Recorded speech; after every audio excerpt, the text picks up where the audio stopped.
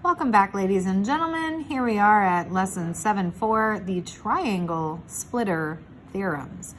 First, we have the side splitter theorem, and we'll take a look at that. We have, if a line is parallel to one side of a triangle and intersects the other two sides, then it divides the sides into segments of proportional lengths. So some things to make sure we pay special attention there.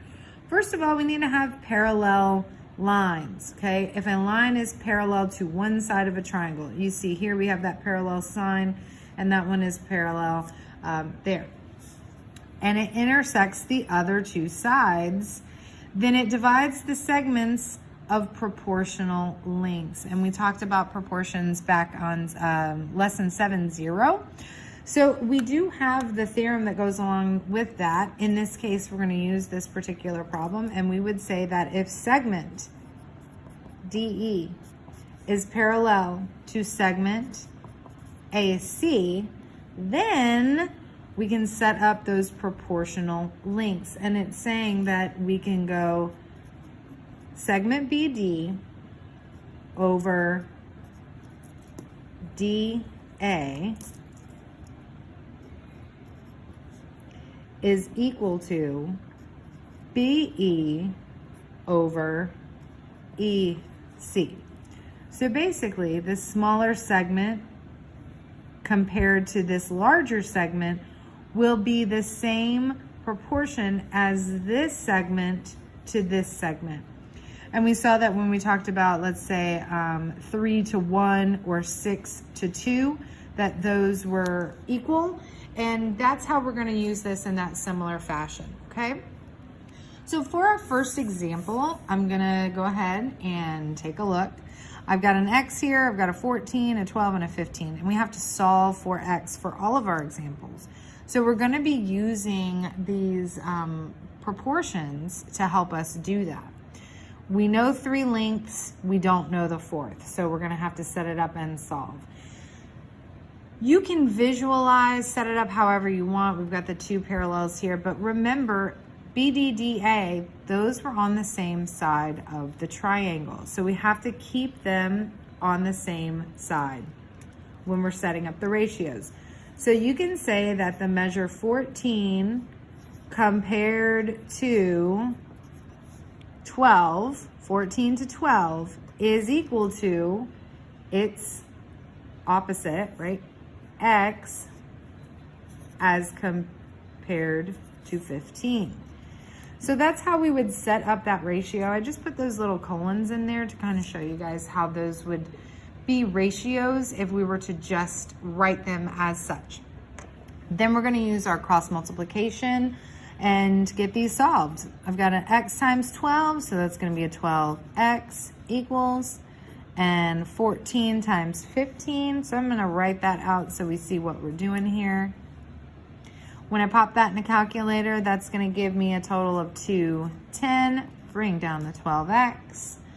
Then we divide both sides by 12 to get x equals 17.5. And all we had to do here was solve for x. So that means we're done. There's our answer. Make sure you take a moment, get that work down. We're going to move up to example 2. Similar fashion here, we're setting it up. It's just instead of dealing with a solo x, we're looking at x with something. That's an algebraic expression.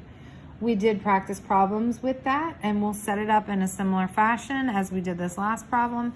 So I've got x plus 7 as compared to, right? X plus 7 as compared to this 30 is proportional to the side over here, 15 as compared to 25. Remember to put the parentheses around your algebraic expression so we don't do something wonky with the algebra here. Go ahead and do your cross multiplication. So I've got 25 times x plus 7 equals 30 times 15. So I'm going to do 30 times 15. That gives me 450.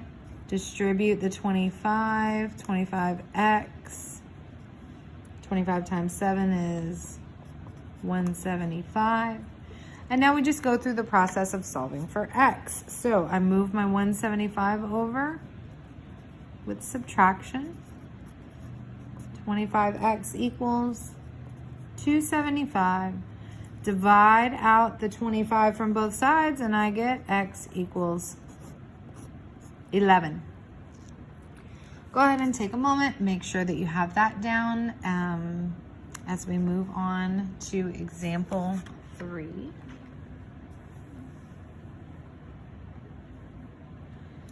Now I'm looking at this one, and this one seems a little different. It's not just a nice clear-cut triangle, but we do have the parallel lines, which we need. They are intersecting other sides, right, of what would be a triangle if we extended these lines on. So we can still use the side splitter theorem here. We just have to figure out this piece before we can figure that out. Now, if this hole is 32, this length from here to here is a measure of 32, and we know this is a measure of 18, then we can just real quick, and I'm just gonna do this over here, 32 minus 18, that's gonna give me 4 and 1. So I know that I can put the 14 in there because this piece is 32 minus 18 or 14. These two are gonna add to 32. Now we can set up the proportion as we did on the last ones, right? Very similar. You want to stay on the same side when you're setting it up. So I've got, I like to put my x's on the top. So I'll do x compared to 27 is equal to 14 compared to 18. Notice how the x and the 14 line up here. The x and the 27 are in the same ratio expressed as a fraction here. Make sure that you do that setup correctly, otherwise your numbers will come out a little odd. Now I'm going to use my algebra cross multiplication. Again, I like to start with the variable. 18 times x is just going to be 18x. 27 times 14, go ahead and write that out. And then we can pop that in the calculator. That's going to give me a total 378. Then we'll divide out the 18, and our final answer would be x equals a nice round-ish 21. Okay, so that's going to be your final answer there. Go ahead and take a moment, make sure that you have that all set. We're going to move into the next part of this. We did the side splitter theorem here where we were splitting sides of a triangle, and you could probably guess that the next thing we're going to do is going to be the angle splitter theorem. Going to be on page 2 of our notes, guys. So I'm going to slide that out and slide that in. So we've got the angle splitter theorem. An angle bisector in a triangle separates the opposite sides into two segments that are proportional to the lengths of the other sides. So I know we got a lot of words going on in there. The angle bisector, right, you see this is marked here. It is a bisector, and it's indicating that it is cutting that in half. It's going to also cut the opposite sides into two segments that are proportional to the lengths of the other two sides. Let's write out what this means. A couple different ways you can look at it. One way I like to look at it is we're talking about this line cutting that into two segments. So I'm going to compare this segment to that segment. So I have AD as compared to AB would be equal to, right, AD compared to AB would be equal to the flip of that, CD as compared to CB.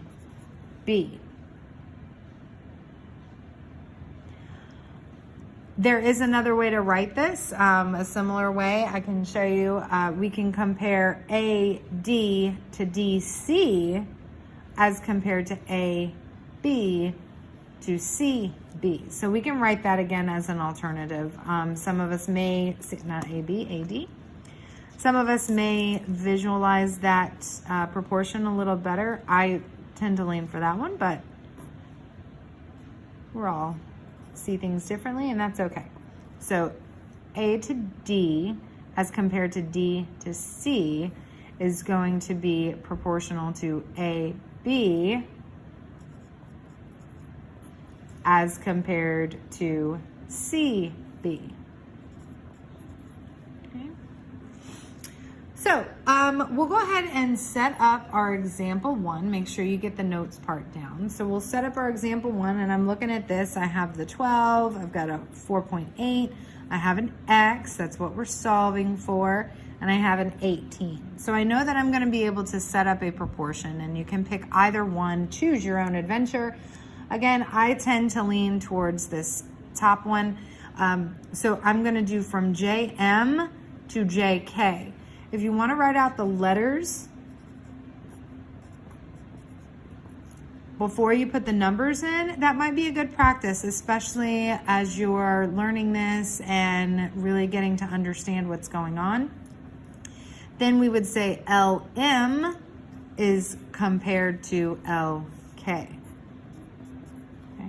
I notice that looks exactly like that first one that we wrote up there. It's just different number or letters, obviously, for the different points. So then we're going to plug in the values. JM's value is 4.8. JK is 12. LM, that's our unknown. We have an X, and LK is 18. So then we're going to use our cross multiplication. I start with my X. I get 12X equals, put that in a parentheses because it's got that decimal. Don't want to get confused by using the product dot. That's an 18. It's a little, there we go. Then I do 4.8 times 18. You can pop it in your calculator. You should end up at 86.4. Bring down the 12X. Then we're going to divide both sides by 12, and that would give me X equals 7.2. So that means the length of the side here is 7.2, not 7.7, 7.2. Okay. And again, the proportion of this compared to that is the same as this compared to that. Take a moment, make sure you have example 1 down. We're gonna work on example 2. You'll see it's a very similar situation. I'm gonna go ahead and set myself up, put parentheses around these algebraic expressions. And then I notice I'm missing a side here. I've got X's. That's not my, this isn't my unknown. I mean, it is an unknown, but we just, we're not solving for it. We have to figure out what it is first. If the whole is 45 and the part here is 27, then that means this part must be, I'm gonna do 45 minus 27, right? That gives me 8, and then 1. That should be 18. So you will have to do just a little bit of arithmetic on some of these. Now I'm going to go ahead and set up that proportion. Again, I lean towards the top one, the top proportion on the splitter theorem. So I'm going to go from JK to JM equal to LK to LM. Then I'm going to set that up with what is in the problem. So JK is 3x minus 9.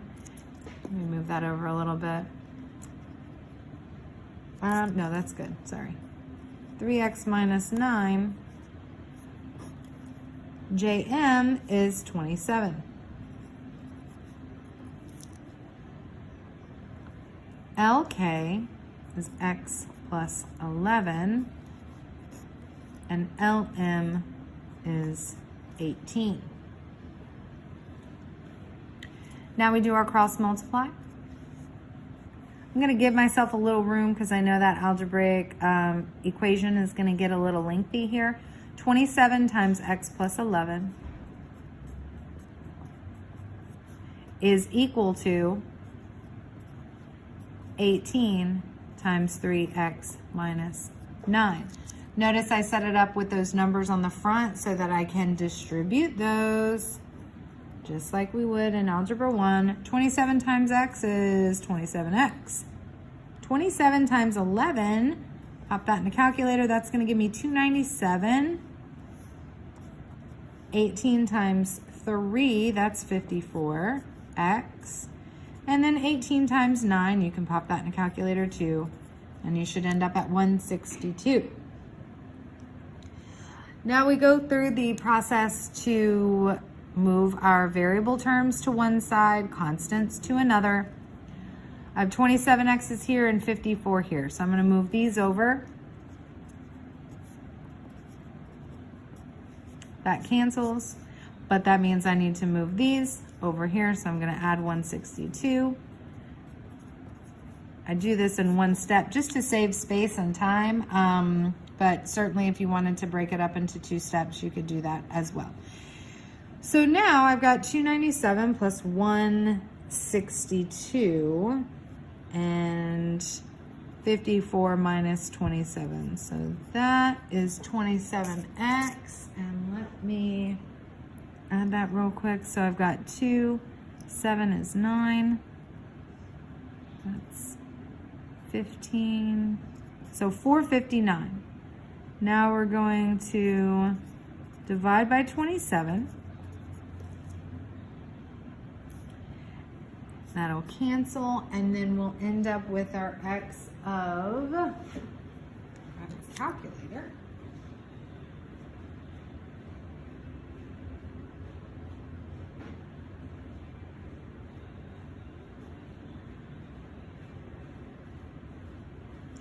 Thank you for your patience. So I got my calculator here.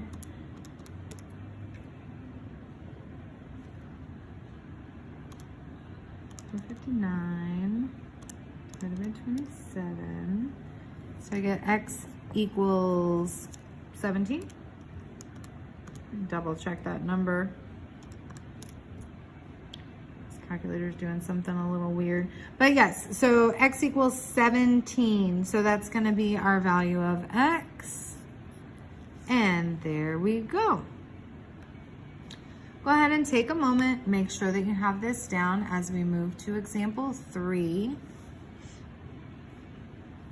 With example 3, we kind of have a similar situation as example 2 where we were missing one of those lengths, but it looks a little different because this is x, the whole length is x and this piece is 5. So let's think about what we did last time.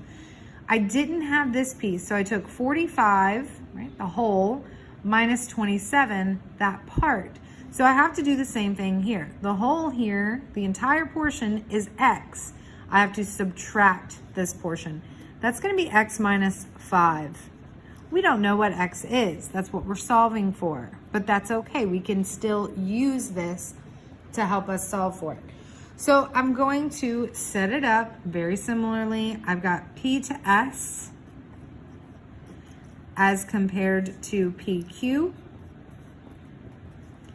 Then I have RS as compared to RQ. Now we're going to plug in the values and the expressions that we have and then solve. So I will have x minus 5, that's this piece here, plug that parentheses around it, over 31.2 equals RS of 5, RQ of 26. Now we just use our cross multiplication as we have before.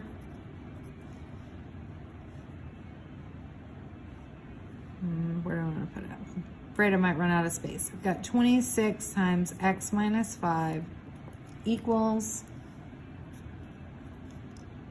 5 times 31.2. Just made it.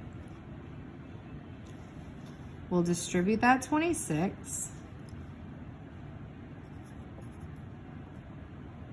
Don't forget the x, 26x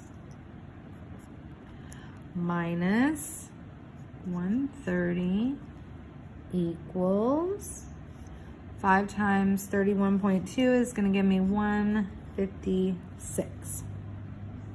Now remember, we're solving for x, so I'm going to move that 130 over with addition. And then we divide both sides by 26, and I end up at x equals 11. Okay, so that was the angle splitter theorem. Remember, in that you're just setting up proportions and solving for x. If you have any questions or concerns, be sure to talk to your teacher, ask a friend, use your resources, and we'll see you next time, guys. Thanks so much.